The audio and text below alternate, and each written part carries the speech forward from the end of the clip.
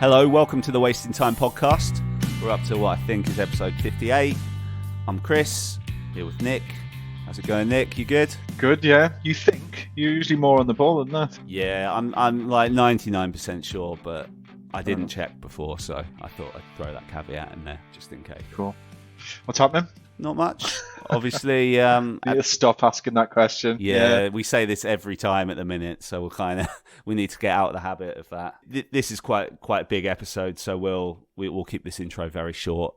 Just real quickly, is there any music you've been listening to recently that is worth mentioning right now? One, I've been pretty busy, but two, I just haven't really seen much popping up. I don't know if we've hit a bit of a lull now. There was. Went into kind of lockdown, the pandemic kicked off, and there was things being released, and things still got released early on. And I wonder if now it's just kind of we're feeling the real slowdown of bands not being able to get together, not getting studios and things like that. It's definitely. I mean, maybe there's been a bit less than you'd have normally, but I feel like there's. I know you want to talk about some, but there definitely is less. Or maybe. Do you not think? There's as much as before. Yeah. I feel like the last month there hasn't been that much that I've been personally interested in. Like 2020 as a whole, I feel like loads of music was released and it didn't feel that different to any other year. It's 2021 now. That's what I'm talking about now. What have you seen at the start of this year? Well, you're going to tell me about a couple, aren't you? So. I mean, I feel like, I check new releases every Friday and there's no shortage of it. Most notable one for me recently is Mod Sun's album produced by John Feldman. I don't know if you've listened to Mod Sun at all, but it's very in the vein of that Machine Gun Kelly album. I feel like it's a bit more diverse than that, and it's not just so blatantly trying to be pop punk, even though it does massively dip into that world. And on first listen, I wasn't sure about it, but now that I've spent more time with it, I think it's got a bit more weight to it than that Machine Gun Kelly album, and it's got some really good songs on it. It's got a couple of really shit songs on it as well, but it's definitely worth checking out. I think you might enjoy it, definitely. What do you know about Mod Sun's? I didn't know that much about Mod Sun. I could see from Feldman's Instagram that he'd been working with him for ages, and I know Mod Sun had done a song with Machine Gun Kelly a while ago, but he's just done an interview with Alternative Press, and I didn't realize he's kind of from our scene. He was in hardcore bands in the early 2000s. He was in I think he was in Scary Kids Scaring Kids, and so he did things like Warped Tour and stuff. So he's very much from that world, and now he's kind of hit a bit of a mainstream. Yeah, and some of his stuff I think is really good. As I say, I don't love all of it. The big single on this new album is a song with Avril Lavigne, and it's just a pop song, but it's the hook on it's really good, I think, and I think it's pretty cool album for the most part. Nice, I'll check it out. Yeah, apart from that, there hasn't been too much that's caught my ear. Yeah, nothing from you recently, as you say. No, I'm afraid not. You're well, more research than me with your one suggestion. Okay. Claiming that there's still loads of releases. Yeah, I know. I didn't really back that up very well, did I? But yeah, I'm sure we'll see some new stuff coming around, eh? Yeah. With that said, shall we just get into today's interview? And we talk. I feel like we talk about John Feldman and Mod Sun quite early on in this episode, so it'd be a nice way to link into it. Yeah, let's do it. Yeah. So today we had Cyrus of New Found Glory, which was very exciting for us because I think it's safe to say that we're both pretty big fans of New Found Glory, going back many, many years. I would, very, very safe to say. Yeah. I think we must have attended a couple of New Found Glory gigs together over the years. Oh, definitely. Yeah. Big thank you to Cyrus for giving us some of his time, and we had a nice long chat to him, and here it is. Hey, Cyrus. Yeah. Real quick, we said it was nice to meet you before, but both of us actually met you together once, and this was, you won't remember that meeting, but you'll remember the occasion. It was when you played the 100 Club with Goldfinger a couple of years back. Oh, yeah. What a great show. I remember that show because of two things. First off, nerve-wracking for me to play with Goldfinger. It doesn't matter if it was that show or even fast forward to the Fireball tour. It's almost a year and a half ago now. But nerve-wracking because it's not my own band. So I'm playing songs that I've only played maybe 25 times, not 25,000 times, right? Sure.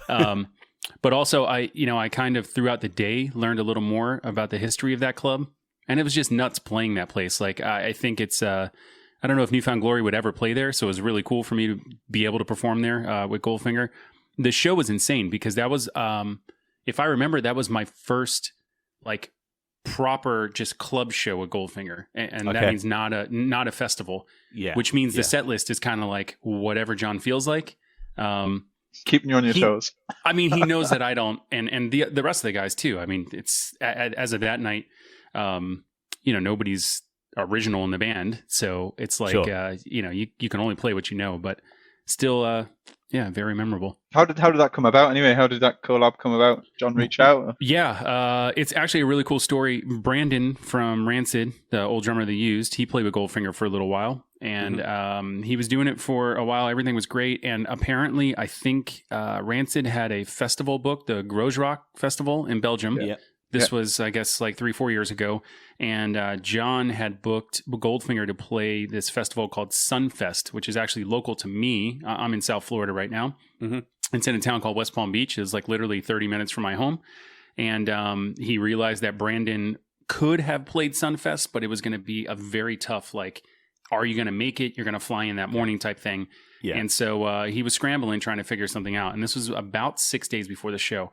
And he was talking to Mike, who is the owner of SJC. And Mike was like, hey, Cyrus lives in South Florida, Cyrus from Newfound Glory. It's like, I'm sure he can do it. I'm sure he'd want to do it. So they hit me up. And John's like, hey, I have this festival. Would you be interested? I'm like, yeah, that's awesome. And he goes, well, here's the deal. It's 6 days away. I need you to learn, an hour-long set, and there's going to be no rehearsal. And he's like, are you down? And I'm like, yeah, why not? And then the next day, I just woke up going, what did I just get myself into?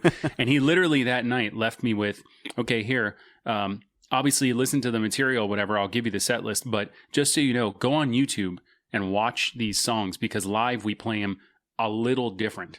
And that's all he said. And I literally had to research like 10 years of them playing with Brandon, a couple years prior to that.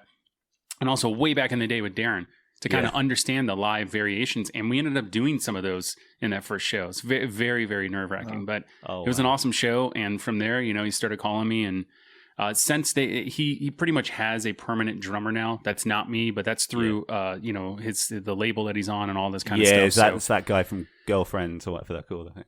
Yeah, exactly. And so that's one of those. And he called me and told me, and he's like, look, I'm still going to call you if I ever need you. Of course, you're like, the drummer that I would love to play with. And everybody else in the band, obviously, I'm really good friends with them. And there's a lot of history between all those guys. Right. But yeah, so it's... Mike Herrera is definitely a staple in Goldfinger now, isn't he? Yeah, of course. And Phil, who was in Story of the Year, like we go back, way, way back. And he's an awesome, awesome guy. And even Charlie, it was awesome because I was in the Goldfinger thing for a little while before Charlie rejoined the band, I should say. Yeah. And there was a little bit of a break where they were playing some shows with Nick, with the drummer they have right now. And then I got called to do some more shows, and that was that Fireball tour. There was like one small performance before that. We went to John's house to rehearse. He doesn't rehearse often, so this was kind of an anomaly to actually rehearse. Yeah. So we go to John's house to rehearse for this small show he's playing locally in LA. And Charlie's there. And I meet him outside, and he's just like, hey, what's up? And he can come off as like a tough guy. And I'm like, what's up, man? I'm Cyrus. He's like, cool. And we go inside and we start playing. And I forget what song we played. Either Counting the Days or maybe it was Superman. Okay. And we finished the song, and no lie, and I'll never forget this. Charlie goes, he turns to Johnny and goes, where'd this guy come from? He's pointing at me. So, where'd this guy come from? And I was like, what do you mean? And he's like, that was insane. I'm like, okay. And then we played another song, and I think we played Mind's Eye or something. Yeah, I think we did because I went into the next song on their self-titled record. He was like, I can't believe you even know this. And I'm like, dude, I grew up listening to your band. I literally went to shows when I was like 14 with you up on stage. So it was awesome. Great times. And John's an awesome dude. He kills it with the music he produces too. Like as everywhere as he is right now, and kind of as much as he's like a pop guy, the songs he's putting out or he's helping put out are just awesome. Could you ever see Newfound doing a record with him? I would love to. I don't think so, and it's no knock on him or on us. I think I don't want to say it's a style thing. I think it's a working style thing. John's very hands-on, and that's a great thing. But we're also a band. We take pride in the fact that we actually have written all of our own material. We've never had co-writers. Yeah. As far as producers, like once we got away from Neil Avron a couple of years into our band, the people that we worked with, Mark Hoppus was great too, but it's like less and less as time went on, have these people had that much of like a influence on the songwriting, because we're a band that's been together for 20 something years and we kind of know how our machine works. So we just do our thing, you know?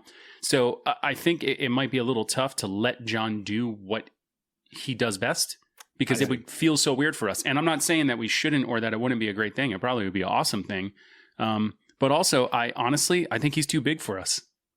I really do, because we're not Avril Lavigne, we're not Blink-182, we're not even Mod Sun or you know, like a Machine Gun Kelly. I'm sure he helped on that record. I don't know if he did, but Travis did that stuff. You know, like that's another level from us now. I mean, he's super pop producer. Yeah, I mean, but you talked about Newfound not doing like the smaller shows that you did at Club 100. Obviously, John made that happen. Is there a reason why Newfound don't kind of explore and do some of those old school kind of small basement-y shows? You know, I think there's always that possibility. I'm trying to remember. I'm going to forget now the name of the venue we played in London a couple of years ago when we were doing our 20 years of pop punk tour. Was it Underworld in Camden? Yeah. You did one of the albums there, didn't you? Well, and we did 2 albums there. We were doing 2 albums every night. And yeah. We definitely played Nothing Gold. We played Nothing Gold Can Stay There, which was our first I guess not major label, just our first full length, I should say, right? Yeah.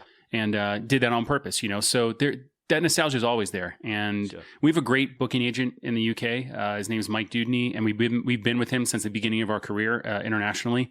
And so he gives us some good ideas from time to time, or he's very good at translating what we want to do. So as much as there's the Reading and Leeds, and playing I don't know, just massive venues anywhere you can, all the big academies or whatever. There's also hey, maybe we should do this smaller show, or maybe we should do 2 nights at this smaller place, or split London and play in 2 different venues or things like that. So, I don't know specifically what venues we could play or might not play, but we're always trying.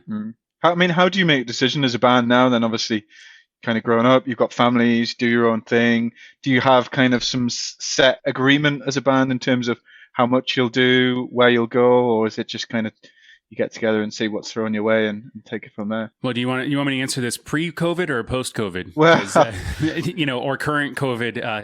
Anything's on the table right now. Yeah, pre-COVID. We'll get into the what's going on right now, I guess, in a little bit. But yeah, I mean, as you got older and matured as a band, and you got your own things and your own families and kids, I mean, how do you balance that now and make those decisions as a group? Yeah, so it's just one of those things where luckily we've all been in the band together now for over 20 years. We've all grown up together because we started this when we were all 17 and 18, and people might have had girlfriends, but nobody had families, right? So we've been with each other through the weddings, through the divorces, through the births, and all that kind of stuff. And I think it's just one of those, it's almost unspoken, but we try to keep it pretty democratic as far as like, look, if there's a hard decision, we're all going to weigh in on it, and then we're going to try to come to a decision. And if it's, nowadays, if it's 2-on-2, well, we have a manager that's known us for a long time, and she'll kind of weigh in on it as well. But otherwise, it's usually like a 3-to-1 vote, or it's mostly unanimous unless it's something kind of crazy. And as far as scheduling, we don't do the schedule that we used to have, right? We're not like Goldfinger. We're not playing 390 something shows in a year like they're supposedly in the Guinness Book of World Records for doing. Yeah. We almost never did that. We did tour extensively when we first started, but you also got to be a little smarter. Anyways, even nowadays, as much as we love the UK, as much as we love all other countries, even the US, you can't play a show every day, because then your value goes down. Like if people could see you all the time, maybe they'll skip this time because they know you're going to come back. Yeah. So you got to play decisions like that too. And, financially it's tough as well. It's not really about let's make as much money as possible, but it's also about there is a certain cost to get all of us somewhere, whether it's domestic or international, to make sure that we can play the show at the level that we need to, which involves renting some gear, some other logistics, things like that. So those all get factored in the decision. And It's one of those things where we love playing shows and we rarely turn things down. If we ever do say no to something, it's usually because we have something else just like it or better in that same spot. So I guess then fast forward to now. I mean, what's the deal right now? I mean, you I guess you're at home at Florida with your kids, homeschooling. Is that a thing right now for you? And yeah. So I'm in an empty room right now. And besides this curtain that's right here, this is a bedroom that I'm turning into a studio. I moved about 4 months ago. I mean, most people don't move during these times, but I did anyways. I'm also a real estate agent, so I understand the housing market here. So between my wife and I, she's also an agent. We made a decent amount of money on our home. We're able to kind of upgrade, if you want to call it, but doing a lot of renovations myself, right? Because I don't want to have contractors in here the whole time, and I got time now. So figuring it out, YouTube University for everything. But anyways, I'm in like pretty much an empty room. I'm setting it up as a studio. The room next to me is my son's bedroom that has a desk set up with my laptop usually, because basically what I do is I sit on the computer while he's in school all day long. And he's only 5 years old. So it's not that you're helping him, but you're kind of helping him keep on track, right? Because it's hard for them to even focus for that long. So yeah, I mean, life is the way it is probably for almost everybody. You guys have regulations and restrictions even more than the US has. And I think that's a great thing. Obviously I'm a musician, so I'm supposed to be for all of that kind of stuff. And I do take this extremely seriously. My wife is immunocompromised. So from the very start, a musician or not, I kind of had to really focus on this and try to do anything I can to protect myself and those around me.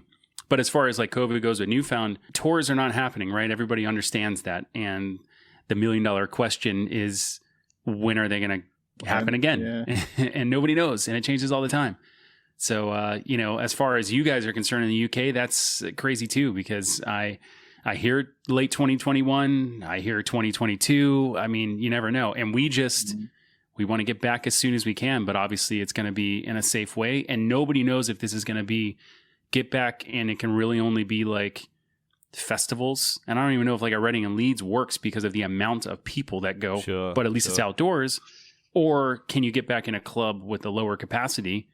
And then it gets in a logistics question. Like literally, if a ticket price is X amount of dollars or whatever, X amount of money, and there's this many people there, you can generate this much income, but it costs this much to run the club and this much to get there. And next thing you know, if you're losing money, it's hard we'd rather do a live stream than pay to go somewhere where it's kind of risky to travel to play a show. So, that's a tough thing right now. And then of course you have restrictions all over. And that's the other thing that's tough, especially here in the States. A lot of states have different restrictions that might be changing with the new president, but we floated the idea of, can we play shows in certain areas? But then it's like, maybe you can play a show in one state, but you got to skip 4 other states before you can get to another state that allows what you're trying to do.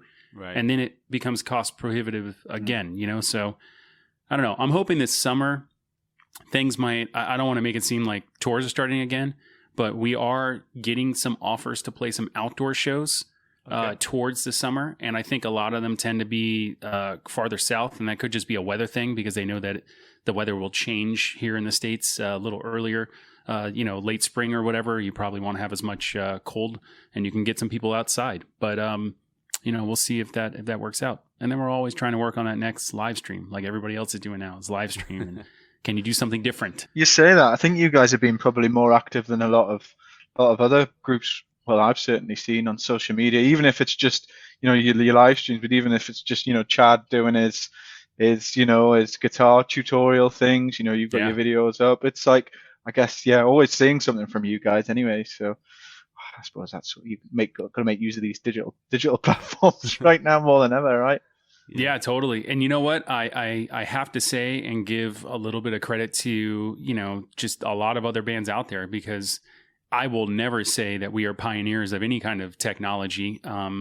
We've been around for a long time, and I will date myself, but when we first started touring, maybe MySpace was there, Facebook, but nobody was using it as such, right? And your internet connection consisted of, if you go to somebody's house, maybe they'll let you dial up to the internet, right? And you were looking at maps in a book to get to where you're going. So, it was hard for us. We had to keep embracing technologies as they get popular. But the second that this stuff started going down with COVID and shutting down, I should say, everybody was going online and everybody was doing very, very creative ways of connecting with their audience.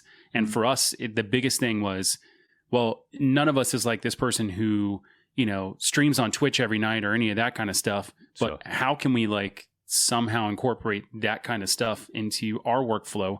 And we also don't live near each other. Ian lives about 20 minutes, our bass player lives about 20 minutes away from me.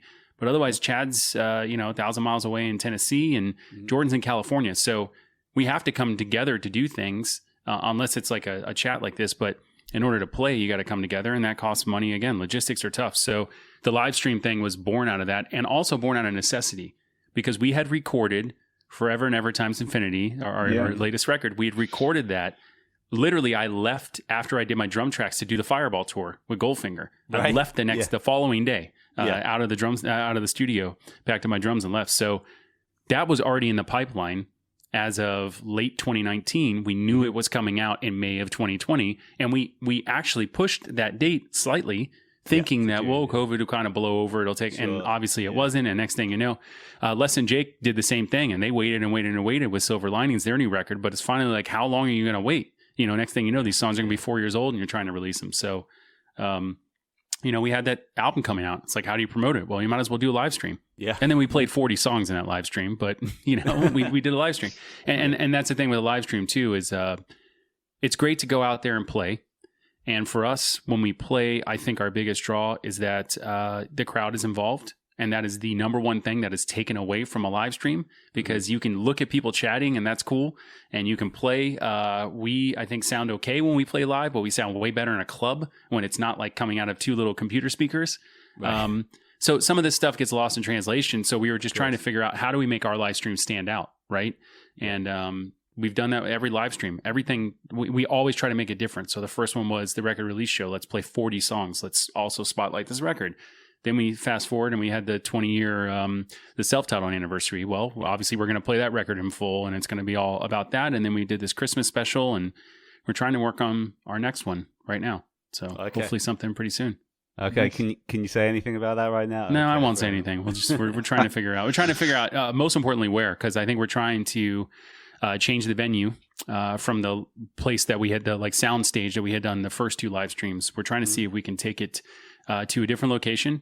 And, present a different, yet another side of Newfound Glory, I guess I should say. Okay. Yeah. Look forward to that. Sorry, just a couple of questions on those recent things you've done. Like, let's go with the most recent. So the Christmas one, I got my ticket for that. Watched that just before Christmas. Thanks. Enjoyed it. Yeah. I appreciate that. It seemed like you guys had fun making that.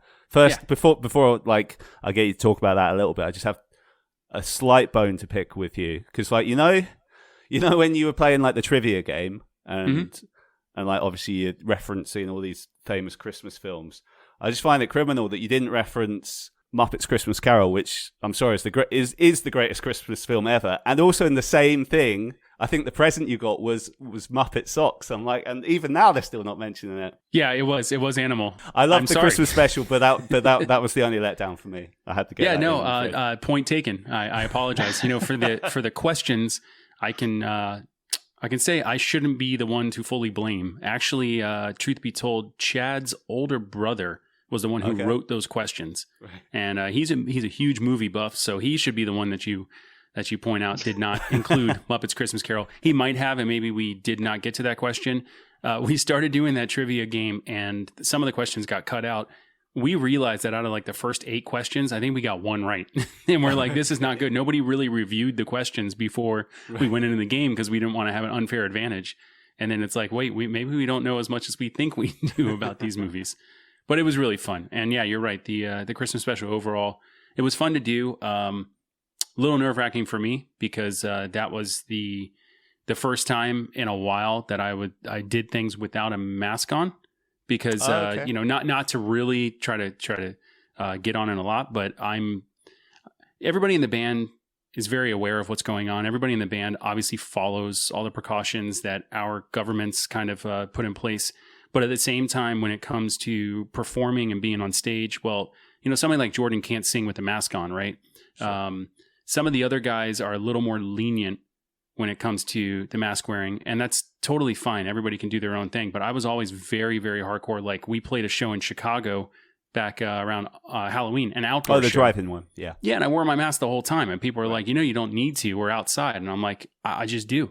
And we did the live streams, and I wore a mask. Well, I'm going to do it because we're in an enclosed room, and again, Jordan can't because he's singing. So, in some ways, it's not really trying to say that they're doing anything different than me, but that was for me a little scary because we made the choice that, and I chose that I would take the mask off when we were filming.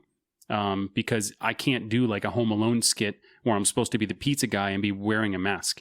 It just wasn't going to come off. And to be fair, I got the choice to not participate in that stuff if I wanted to, but I did want to, I wanted to do it. So everybody was pretty careful going in as far as like what they were doing, getting tested if they could, things like that.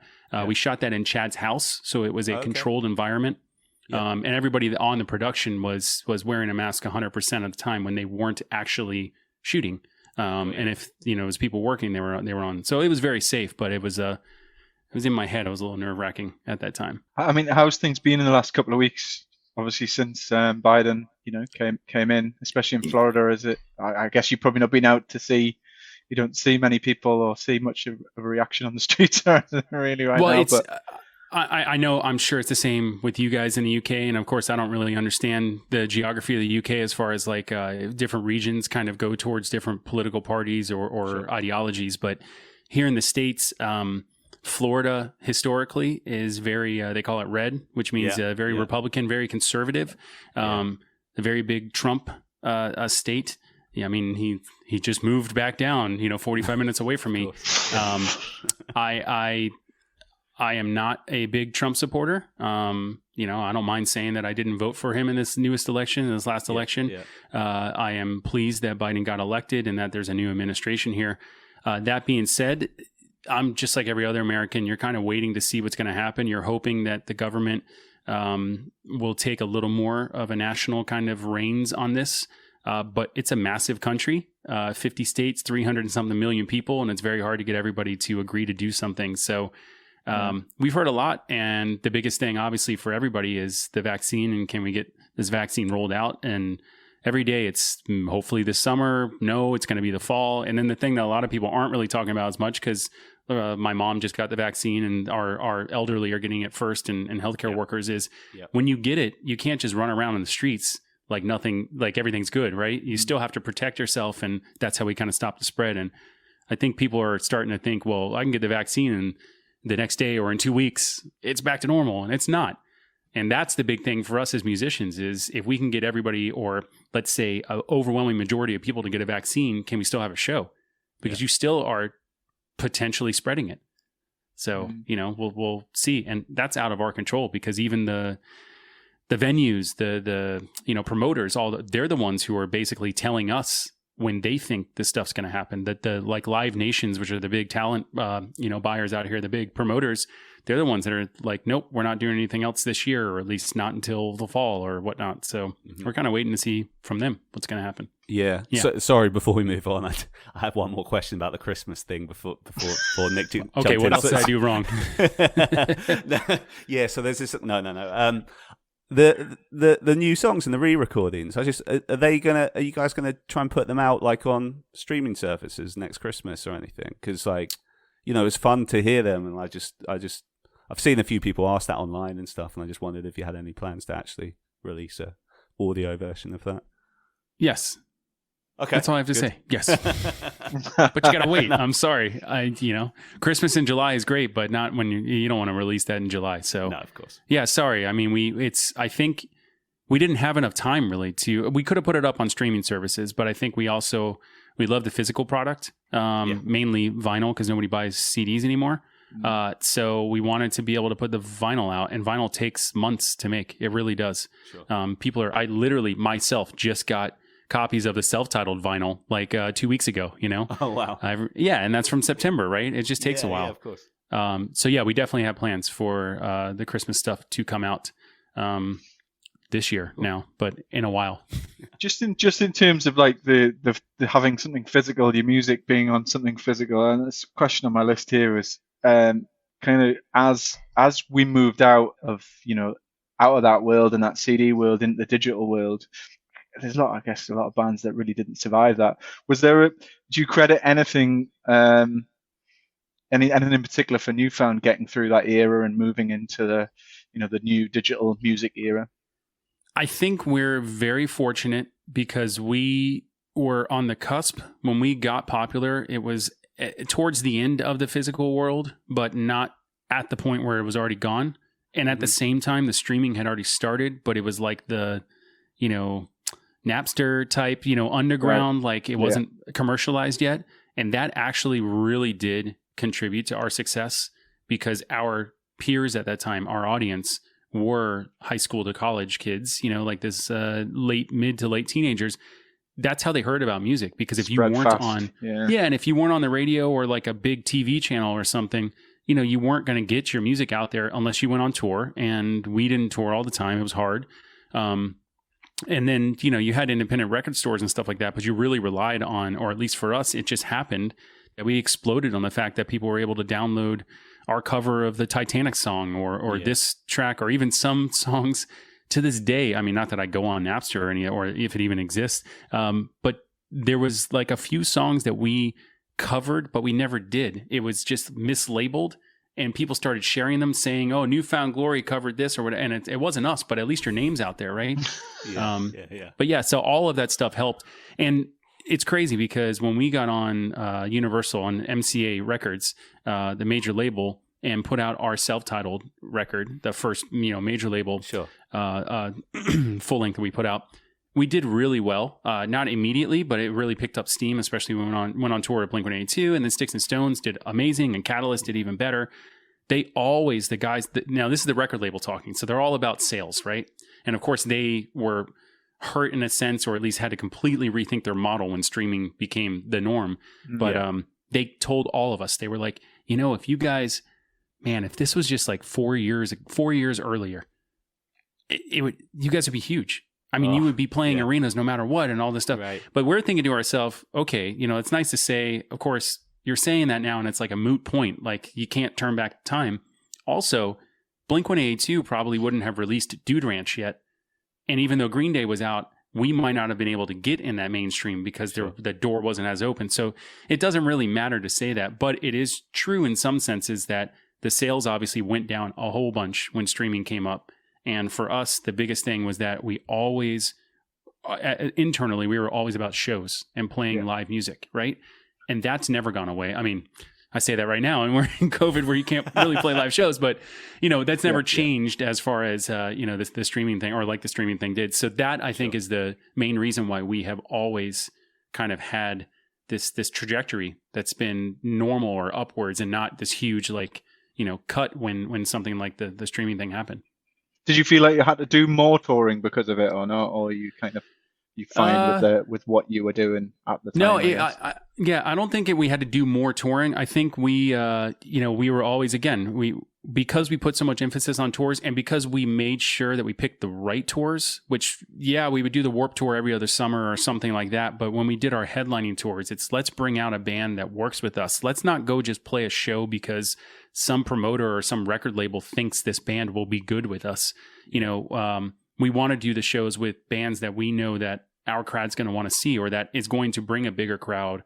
And then you bring really cool opening bands with us, and all this stuff amounts to these great shows so that people will continue to come back to them.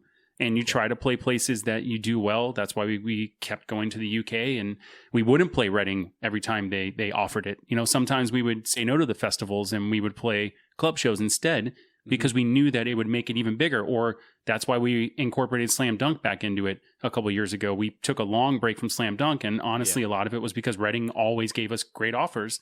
But eventually you go, well, you could play in front of 30,000 people on the main stage, but maybe you shouldn't.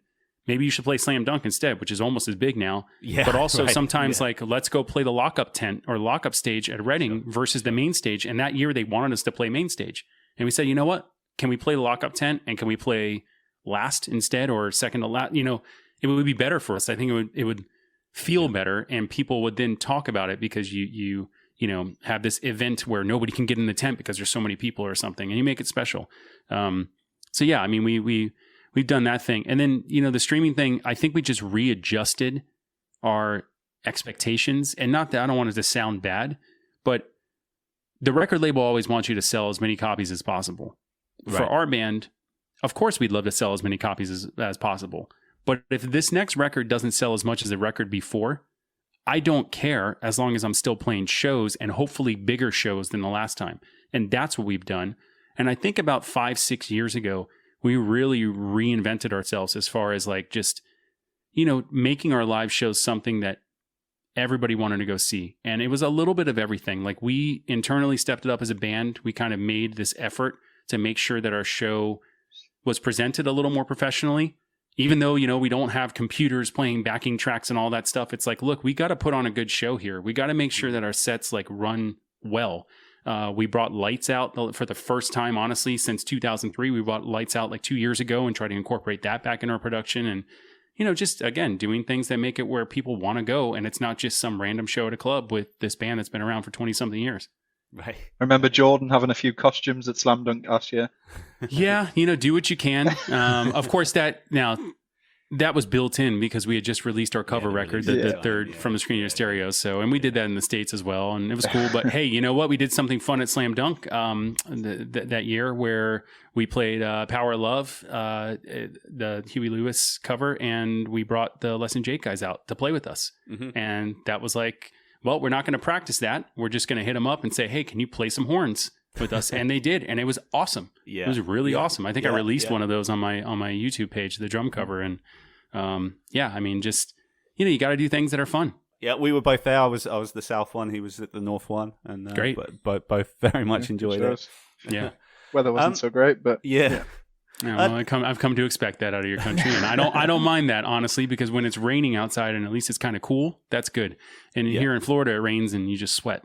Sorry, so if it's cool, I just want to ask a couple of questions about the early days, because the way we normally do these shows is like we'll kind of like go through our guests' journey of their career, but with you, I know it's a bit different because we're both like big Newfound Glory fans, and if we took that approach with you, we'd just be here all afternoon, and and I think there's a lot of stuff we probably already know from hearing you on other stuff and that kind of stuff. But having said that, there's like a couple of things I wouldn't mind asking you about. One of them was just like, do you ever miss those early sort of drive-through days? And I just wonder if you're still like mates with any of those bands that kind of came up with you, like the Midtowns and the Phoenix TXs, and like what your memories from those days are. And I mean, those were the days for sure. Right. And it's almost no interview can go by without mentioning something that had to do with the drive-through, scene, whether it's a band or the label itself or just those times. And of course, that was a massive part of our career. And drive-through, we will always have to give so much thanks and appreciation for, because they took the chance on us when literally nobody else did or would. So yeah, I mean, do I think back about those times? Totally. In fact, Newfound, we just had a post on Instagram yesterday or the day before that was showing a Warped Tour flyer from 2000. And it's like, I saw that. Yeah. When you look at it, I think the caption was, when you look at this, it looks fake. Because nowadays you look back and you look at that lineup and you're like, how can that lineup exist, especially together in the same festival? But that's what was happening, right? And we were so stoked at that time to be a part of Warped Tour.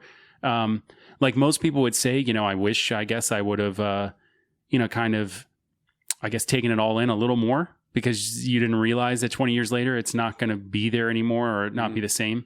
But that's, I think, true with life and in any way that you approach it or go through. As far as like being mates with those guys, I mean, we're still, I'm not going to say I'm super close with any of them. When you have like a tour friend or a tour buddy, it's very interesting, because when you're on tour, you're like best friends with them. And then when you guys go back home, you don't necessarily call them every day unless they live near you and you see them. But if you see them on tour again, whether it's a festival or not, you're right back to being best friends. And like Warped Tour has been awesome with that, because you meet so many people and it's like years up. For an infinite or eternal connection with them, right? You'll always be able to hang out with them whenever you see them. The cool thing is that a lot of these bands, people grow up, and a lot of the drive-through bands aren't around anymore, but the guys are still somewhat involved in the industry. Yeah. So, whether it's, let's see, Matt Watts from the Starting Line works at Fender Guitars. So we see him randomly, doing that kind of stuff. I know Donnie, the original drummer of Phoenix TX, is He's a drum tech for Joan Jett, who the drummer of Joan Jett is actually the old drummer of the Bouncing Souls. Oh, right. Okay. Yeah. So, it's crazy. You see a lot of these guys now in like normal life in a sense, but still with music. And it's really cool to be able to see them and reminisce and, go back on those old times, but also everybody's got their things going on. Yeah. Sure. What about musically? Do you ever listen to any of those contemporaries from those days now? Do you ever catch yourself like listening to a Midtown CD or whatever and thinking, oh, this holds up really well? Yeah, totally. Every now and then I'll do it. Spotify's been streaming services are great for that because you don't have to have this massive CD booklet, or have a huge iTunes library. And yeah, I mean, I'm guilty of it. I'll go back and listen to the like 90s pop punk throwback or 2000s pop punk throwback, and you hear that old, like What It Is to Burn by Finch or something. And look, I'll tell you, I remember when Midtown did, what is it? Save the girl, save the world, lose the girl. Save the world, lose the girl. Yeah. That was with Mark Trombino. Yeah. And Mark Trombino produced that. And, us in Midtown, it was like we would put out a record, then they would put out a record, then we would put out a record, and we went back and forth. And every time a drive-through band put out a record, especially if they weren't a brand new band, it would be better than the last record. So I remember being jealous when that record came out because we had put out Nothing Gold Could Stay, or maybe it was From the Screen Your Stereo, the first one, which we recorded at home, like in Florida ourselves. And then they get to work with Mark Trombino. And it's like, you guys are, it's an independent label, Drive-Thru is, but you're working with this massive producer that did Dude Ranch and Jimmy Eat World. And I know. Yeah. And it's like, come on, that's not fair. And then we go to the next record and it's Neil Avron. And when we went into the studio with Neil Avron, we didn't really know much about him. And it's not that we knew the record would sound good, but it wasn't Mark Trombino or it wasn't Jerry Finn that I worked with Blink-182. And of course, fast forward, Neil is like the most in-demand rock mixer there is. Like he mixes every song now, and he's won so many awards and accolades for just one of those like, did we do something good, or I always wish that we could have done this or whatever. And yeah, it's you're so stoked on all those people that are around you because everybody is building up this scene that became the drive-through scene that literally it was like anything drive-through put out was massive. I mean, just in terms of like the acceleration of your success at that time, obviously, I mean, over here, hit or miss, when that landed, it just wasn't off the telly. It wasn't off Kerrang channel. Like, was there a moment where you guys just kind of had that realization, like, right, this is really going somewhere. It's gone from, just us getting together as a band, as bunch of young lads, and now it's becoming a real success? Or was it just a bit of a gradual thing that you didn't really notice? I don't want to be cheeky here, but honestly, the first time that we came to the UK, I think that was one of the moments where it's like, wait a second, this is nuts. And I feel like it wasn't, I don't remember the first show. It might have been the Cockpit Leeds. Okay. Well, I think that the Cockpit show at Leeds was our first train ride to get up there. We took train up there, or maybe we took a Sprinter and then took a tube to where we needed to go. But we got off at the stop, and there was people waiting for us. And it was like, wow, you're like 5,000 miles away from your home, and there's people here to see us. And of course, the shows are insane, especially a place like the Cockpit. So yeah, I think it was when we really started traveling. And you realize that people know your music, people want to hear your music, and they they're like wanting your autographs and all that kind of stuff. It's definitely something special. And so that's why I absolutely love traveling internationally and not just playing the shows, but immersing myself in the culture. I absolutely love it out in the UK. I think it's great. And anywhere we go, whether it's UK, Australia, Japan, new places. We've gone to some spots in Southeast Asia. There's still countries I wish that we could go to. That kind of stuff is nuts because I have a lot of friends that have maybe been to one or two countries. Some friends have never left the US. Sure, and it's like, I have been to easily 25 plus countries. I've been to like 4 or 5 continents, and I've done this for over 20 years, and I've gone so many times. It's insane. I've gotten passports because I filled up my passport. Like most people, a lot of people don't even get a passport, so. Is there anywhere you've toured? I was going to say, is there anywhere you've toured where you've actually gone back on like a family vacation? I've gone to Europe on a vacation. My wife, her extended family is from Hungary. Now we've played only one show in Hungary. It was outside of Budapest. It was like 2 hours outside of there, and it was just a summer festival. But that was actually 2 years after I had gone to Hungary for the first time. So we had never really traveled. Like the one place that I wish that we would have gone a little more is Eastern Europe. Admittedly, it's a little tough when you get out there because it can get a little more rural, or it's a little harder to travel. Sometimes language barriers can be tough. We absolutely love the UK because we feel like we can coexist with you guys. Besides driving on the other side of the road, everything else is almost the same, right? But then when you get into mainland Europe and you start getting away from the UK, you get away from a lot of English, and it's tough. The food's not the same as what you're used to, and things might close very early at like 4 p.m, and next thing you know, you're just sitting in a smoke-filled club in the middle of nowhere in Germany, waiting to play a show to a couple hundred kids that are well-deserved and really want it, but it's just not the same. But I love it. I love it out there. So yeah, I've been to Europe a couple times on my own, but also I think one of the cool things, very fortunate here, I've traveled so much that now a lot of times when my family, when we want to travel, it's like, let's go somewhere that I would never get to go with Newfound. So for my honeymoon, I went to Bora Bora, and I went there because Newfound's not going to play a show in Tahiti or French Polynesia or anywhere like that. Let me go there because otherwise I'll never go there. Yeah. I went to a little island off of Puerto Rico. I think I favor going to Caribbean islands, or at least beach destinations.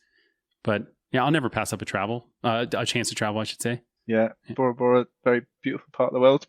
Yeah, very expensive to get out there, but very beautiful. I mean, was there a point in those early days where you guys, I guess, where you thought you hit a peak? Like, was it Sticks and Stones? Was there a moment where you felt you started to fall into a bit of mainstream kind of category? Yeah, totally. I think it was in between Sticks and Stones and Catalyst. And so when, self-titled record came out, and like I said, when it first came out, we were on the charts here in the US, but then it wasn't until a couple months later that we made the video for Hit or Miss, and it got picked up on MTV out here, and it started getting some radio play, and the other singles off that record didn't really do as well, but everybody was waiting for our next record, which was Sticks and Stones, and we knew when we were making it that it was something special. But ironically, My Friends Over You was that song that almost didn't get recorded. And that's a whole nother story, but it was like literally the day before I went in a drum track that Chad was like, hey, I have this riff, we should do it. And I'm like, another song, come on. And that's My Friends Over You. But we went to go release that. That was in March of 2002. I think we were in Australia on a Warped Tour, actually, Warped Tour in 2002, when we were releasing or about to release that. That record came out and it sold 91,000 copies in its first week, which was number 4 on the US Billboard charts. And that was like, come on, give me a break. I think, I don't know what the actual highest charting thing our self-title was at, but it debuted at like 198 on the charts, and now we're number 4. There's only 3 albums in the country that sold more than us that week. Wow. That's when you're just like, give me, come on, this is crazy, right? Yeah. MTV starts playing My Friends Over You. I mean, it's like buzzworthy back here. It was like a thing, and we get a gold record out of it, and things are just really kicking. And then we get the Honda Civic Tour. And the Honda Civic Tour was in 2003. That was us and Good Charlotte co-headlining that tour here in the U.S. And that was in arenas and some outdoor massive like amphitheaters. That a lot of the places we played on that tour were the same venues that we had played 2 years prior with Blink-182, with Blink-182 headlining to 20 to 25,000 people. And now you're fast forward 2 years and it's us and Good Charlotte playing the same venues to the same crowds, 20 to 25,000 people. And those shows were just insane because we would be in a city and we'd go sound check, and then like a couple of us, and we were hanging out with Good Charlotte the whole time, and MXPX was on that tour, Less Than Jake, like all of our friends. It was great. So we'd like during the day let's go into town and, go find a restaurant and eat or something, get away from this arena. And you hop in somebody's car, turn on the radio station, and they're playing your music because they're advertising that show, So it's like you couldn't escape what you were doing.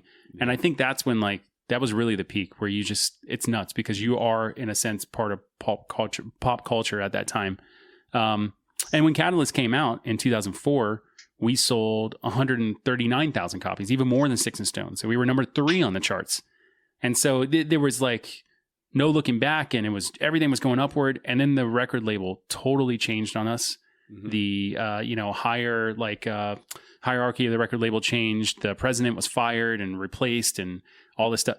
And everything changed then. And that was right around the time when streaming just took off. iTunes became a huge thing. And next thing you know, record labels are scrambling. And if you're not a massive pop band and, on pop radio, which rock radio kind of died right then too. And if you weren't that, you weren't going to hold on. And so that's when everything changed in our career. And we really had to find out what was important to us and how we were popular, and realize that as much as the sales and the record, the radio and all that stuff was cool, that wasn't really what it was about for us. It was touring. So that's kind of when we had to take a little look into ourselves and just do some soul searching and make sure that we were going to be able to continue as a band, because we knew that we weren't going to be on a big record label for too much longer. We knew that we weren't going to be on the radio for too much longer, but we also knew that we could probably sustain a career playing to 1,000 to 2,000 people a night.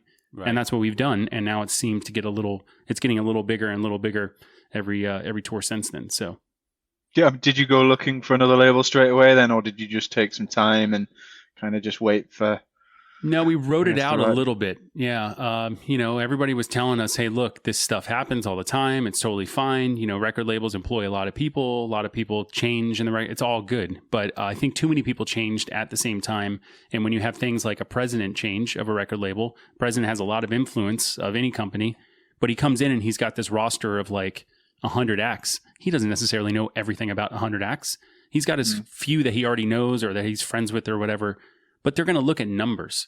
Yeah. And like, we're a band that you can't look at numbers. We got signed to a record label, not because we were selling CDs. We got signed because we were drawing kids to concerts. The record label, MCA, when they signed us, we were already on drive-through, but MCA, there's a whole thing about how MCA, which is the major label, was able to upstream, the like pull. Thing, yeah, exactly. Yeah. They came to see us, MCA did, in Connecticut at a venue called Hanover House, which literally was an abandoned house, I believe, or maybe a warehouse or something. It was not this like state-of-the-art club. And they knew right away they wanted to sign us because there was like 800 kids. There's overcapacity in this place, screaming every word to every song.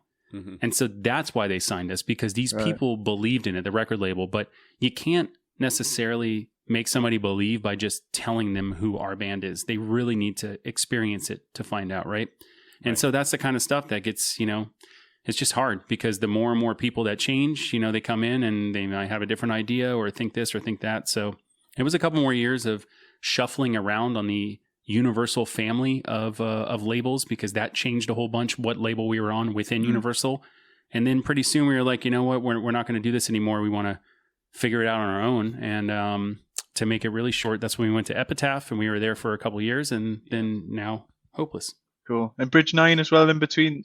Yeah. Bridge 9's a great label too. And that was, we needed them at that time because we basically wanted to release a record ourselves. And rather than actually releasing it on our own label and worrying about that, Bridge 9 is a great label, hardcore label out of the Northeast here in the US. And obviously had ties to them because of, Chad kind of coming from the hardcore scene and having so many friends in that scene currently or at the time as well.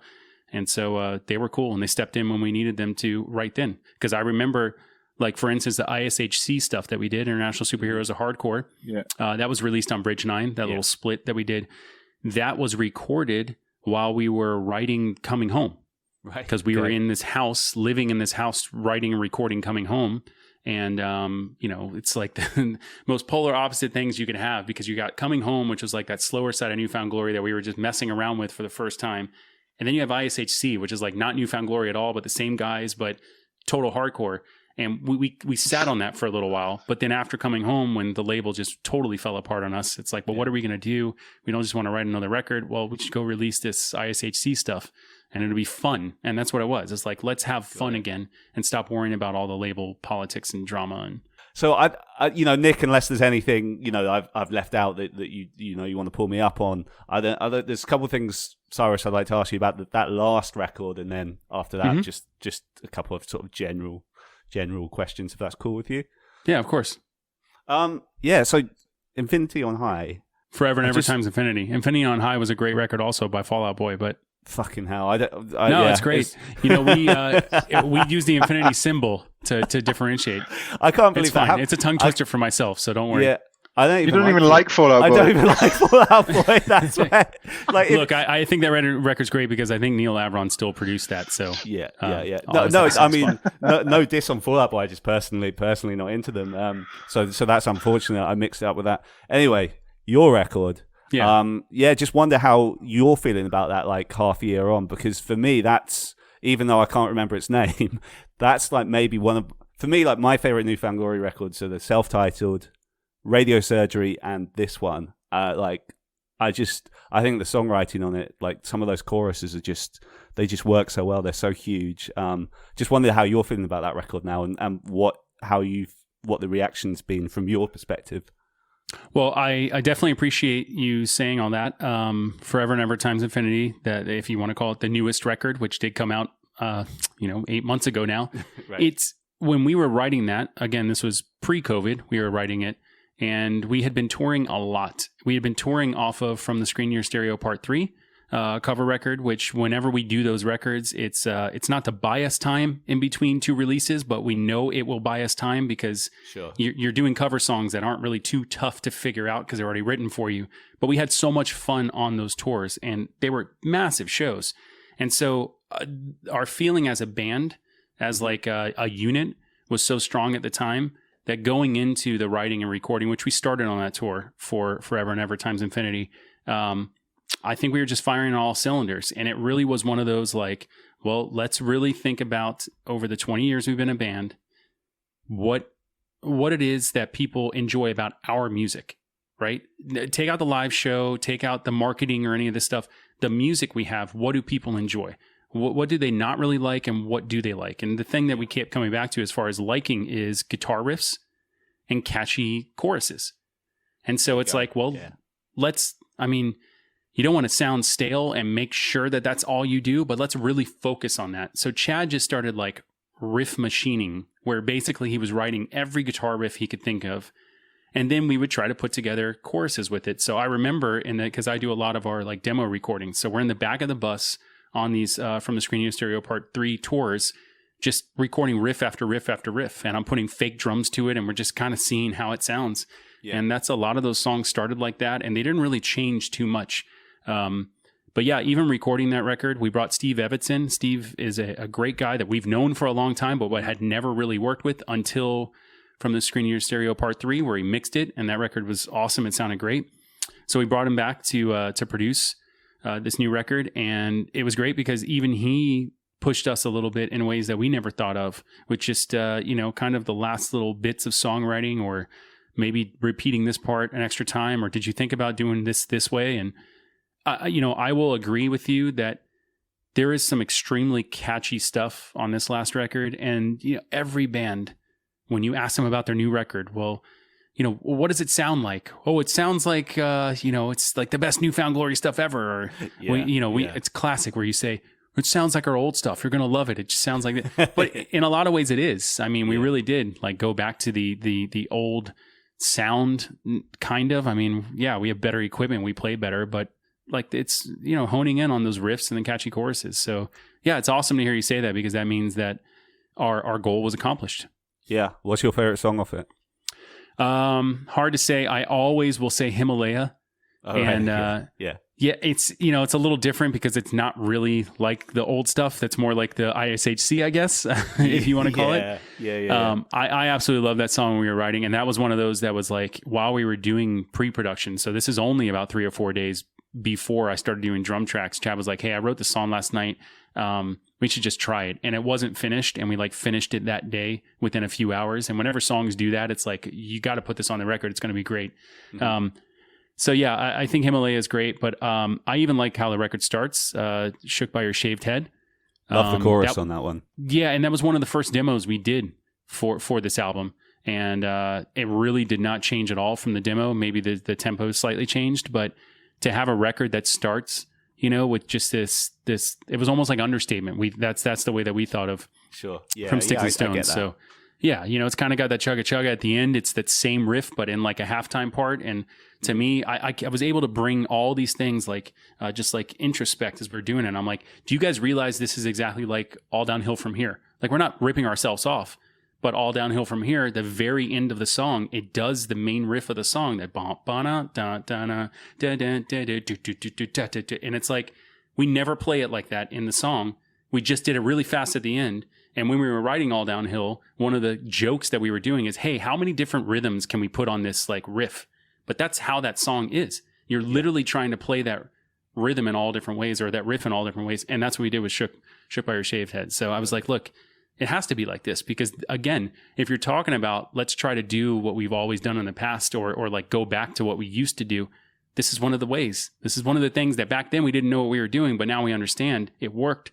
Let's try it on here. And we did. Just on the screen to stereo stuff, obviously they're a lot of fun, and you cover quite a wide ranging genre of cover tracks. How do you guys decide and come up with what you're gonna do on those records? Yeah, that's so the first cover record we did way back in the day, From the Screen to Your Stereo Part 1, that was easy because at that time there were 2 songs we had already been covering going into it, which is the Titanic theme and My Heart Will Go On, Aerosmith's song from Armageddon. And then the rest of us just picked a song, and that kind of made all 7 tracks, and that's it. Yeah. So then when we did From the Screen to Your Stereo, what was your track off that one? I believe it's Gloria Love, and a lot of people would be like, oh, you're saying that because it's the biggest track, but I swear I think it is. I swear I think it is. I had to do a lot of helping with trying to figure out the guitar chords on that song. I'm the guy in the band that people will turn to sometimes in those musical moments, because I guess I understand music a little more than some of the other guys who just want to play. But anyways, the second Screen to Your Stereo record, 10 years later, that one was, let's pick songs, try to go a little more 80s if you can. But then also we had some 90s stuff on there, but they were slower songs, even though we might have made them faster. A lot of them were slower songs. So that was an interesting track listing, but I still love a lot of those. And my favorite song off that record is actually the B-side for that record, Hungry Eyes from Dirty Dancing. Yeah. But yeah, so those songs I think were great, but it is kind of a different feeling record. And then getting back to From the Screen to Your Stereo Part 3 is almost the same thing that was going into Forever and Ever Times Infinity. It's, what do people enjoy about our covers? And what they enjoy about our covers is that we will take a song and we will newfound glory it. And what I mean by that is it doesn't have to just be fast. Maybe it can be slow, but it needs to get heavier, right? Mm-hmm. It needs to become this song that is ultra catchy, even if it already is catchy. And then the other thing is, you can take a cheesy song and you can make it catchy, and people don't necessarily realize that they're now singing along to a cheesy song. And that I only mention that because of Let It Go from Frozen. Yeah. And so we did that because, well, you can't escape the fact that that movie was massive and that song was everywhere. Admittedly, a lot more for somebody who had a, toddler in their household, but still is massive. But it was one of those like, okay, well, let's do this song, but let's make it pretty fast. And if you can, then you can make it pretty fast, and it's more like a newfound glory type thing. And it's got it's the range that kind of works with Jordan's voice. It's a little bit out of his range, almost. It's too high, but you can get him to sing a female part, and it almost works. Yeah. So that's the reason why we did that. But then we also had like Eye of the Tiger, and Eye of the Tiger, interestingly enough, we first basically we arranged that song and performed it on tour, on our 20 years of pop punk tour. We played that song. We hadn't even recorded it yet, but we knew we wanted to do that cover on the record. And it's like, well, let's figure it out and let's give people something special. Again, this is what we try to do now on our tours. This is the special thing. You're going to hear a song we've never done before, but we're going to figure out this cover. And it's like, when we do this cover has to be like a propaganda, strung out, like kind of a heavier, faster punk rock. And we did. And I think that totally set the tone for that record, which was, if ever in doubt with these new covers, play it faster. And so as far as like picking the songs, it was getting a little tough, because I feel like nowadays, I mean, you have we're getting back to some kind of musical movies, but otherwise like the soundtracks aren't the same as they used to be. Back in the 90s, like soundtracks were awesome. Like there would be songs written for soundtracks that are nowhere else. And people go buy the soundtrack just because that's the only way to get the song. Now it's like a lot of movies, the songs on the soundtrack are just songs you've heard on the radio. You know what I mean? And it's nothing special. Sure. But yeah, so it was trying to get an eclectic mix of stuff on this newest record. Try to pick songs that are popular, but it doesn't have to be a brand new movie. And, get songs like Eye of the Tiger that are heavier, but then get songs like like the Twilight song. That's like, yeah, that's cheesy and super slow, but it's a really great song. And it was cool to be able to put that on the record and kind of slow it down for a song.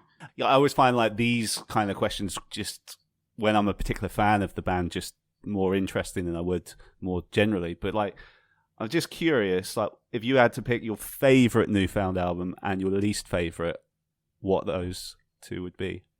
It's hard to say the least favorite because I don't want to make anybody feel bad. But I'll start with my favorite, and I say this all the time. I think my favorite is Catalyst for a multitude of reasons.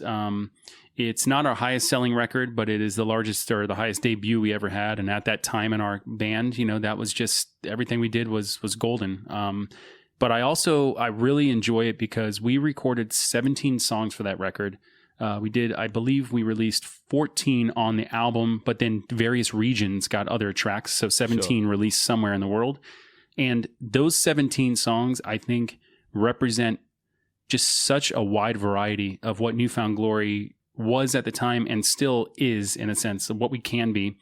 Neil Avron worked on that record. That was the last of the 3 records that he produced for us. And then, he did Radio Surgery later. But it was like whatever we wanted to do as far as like, hey, I have this song that kind of sounds like this, or that maybe it's a little slower. And Neil was like, okay, well, we can try this. And the ideas that were coming out were insane. So for instance, there's this song Doubtful on Catalyst, and it's, to be a drummer, it's in like a weird time signature. It's 6/8 or whatever, which is a very weird time signature, but it's heavy, but it's not. And we put a church choir on there. And it's like, this isn't some synthesizer that has voices. We literally had a church choir in there. There were 2 songs that had strings on them. There were songs where Neil was like, hey, I'm going to record your drums, and we're going to do it like the Beatles did, where we're using 2 microphones and that's it. But you got to play differently. And so we were just testing. And, we did anything we needed to. And it wasn't just like plug in and go. It was like, let's really think about how to record this and make it sound cool, right? So I'm a geek. I'm a nerd with like audio production and things like that. So I absolutely love it for that reason.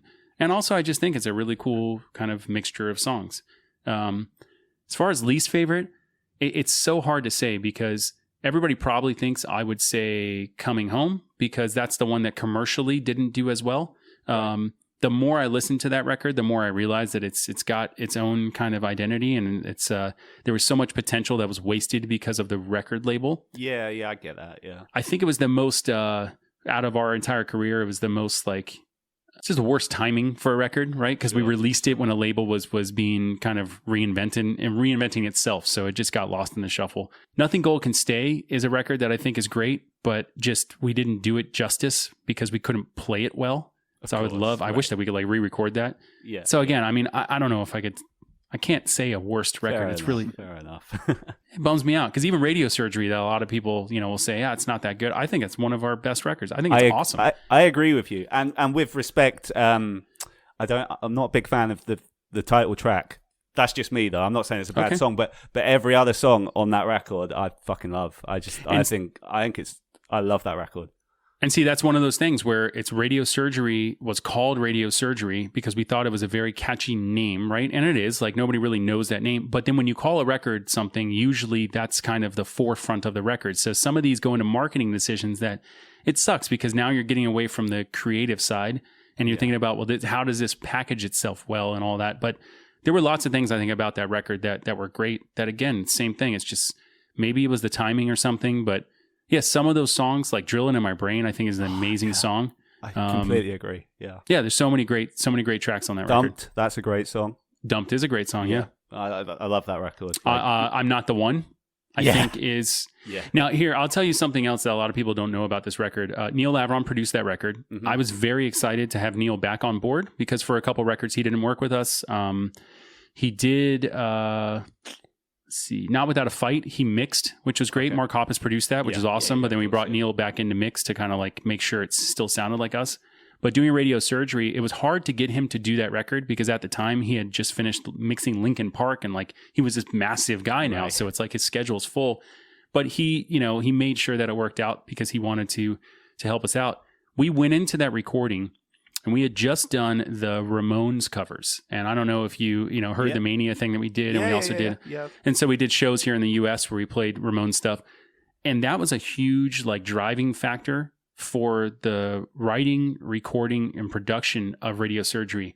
And this might sound a little controversial. In some ways, I almost wish we hadn't had done that, because as much as it was great to do the Ramones stuff, I feel like we put a stigma out before we even started recording that record, saying, I think it should sound kind of like, or like Newfound Glory is doing Ramones. Mm-hmm. And sometimes when you do that, you might limit yourself, because it's like, well, you got to make sure it sounds like this, versus we could just do whatever we want. Maybe we want to bring a choir in or something. So I will give props to Neil Avron for being able to take that vision and make it work. Yeah. But I was there when there were some decisions made where it's like, well, maybe we shouldn't put this other harmony because the Ramones wouldn't have done that. Or maybe we need to just have 2 guitar tracks because that's what they would. And sometimes I'm like, oh, I wish we wouldn't have, because when you have a song like I'm Not the One, at screaming it's a Newfound Glory song. And if we could have produced that like Catalyst, it might have been a little different. Okay. You know? Well, I've got like a question I kind of want to end on, really, if that's all right with you. Yeah, no, good. I've been hogging it a little bit as well, Nick, so please go for it. So I guess the last 23, 24 years, is it now you guys have been around? Yeah, it's 24. Yeah. Okay, cool. So coming up to 25 years. Obviously, you've had kind of quite a few ups and downs over those years, but you seem like you're in a really good place at the moment in terms of, even, you know, during the pandemic, you know, in an ideal world, what does like the next 10, 20 years look like for you and Newfound? Well, if we didn't have a pandemic, we would have been rolling strong, because we, at this point in our career, are very fortunate that we're able to kind of pre-plan what we have, because there's so much in the pipeline, as we say. So we're entering the golden age, which means that we had our 20-year self-titled anniversary last year. Next year, 2022, will be our 20-year of Sticks and Stones anniversary.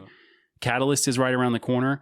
Like, and literally, if we wanted to, we could just do tours based off of, and like marketing based off of that, and that would be enough for most bands. But obviously, we're not going to. We still will have new music that we'll do in between those, I'm sure. And so there's so many different things that we can draw on.